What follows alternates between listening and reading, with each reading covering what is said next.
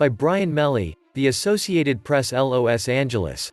The state of California has agreed not to impose greater coronavirus restrictions on church gatherings than it does on retail establishments in a pair of settlements that provide more than $2 million in fees to lawyers who challenge the rules as a violation of religious freedom.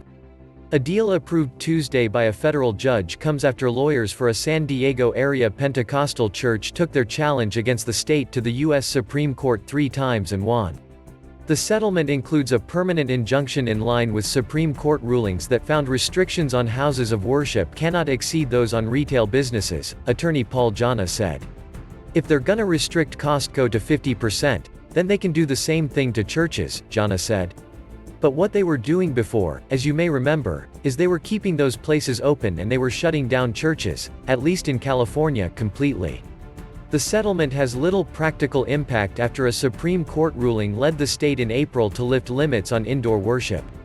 As the state's case rate of COVID-19 has plummeted since a deadly winter surge and vaccination rates rise, Governor Gavin Newsom is poised to lift all restrictions on June 15. Newsom's office issued a statement saying he put the health of Californians first when he imposed closure orders. It said the settlements provide clarity on how public health standards can be applied to churches. Newsom was the first governor to issue a statewide stay-home order at the start of the pandemic in March 2020. His various closure orders and modifications that allowed certain businesses to open at different capacities were challenged in state and federal courts.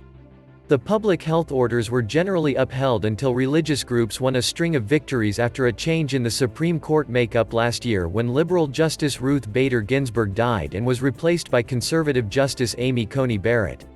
The settlements involve federal lawsuits brought by South Bay United Pentecostal Church in Chula, Vista and Father Trevor Burfitt, a Catholic priest in Bakersfield, who sued in Kern County Superior Court.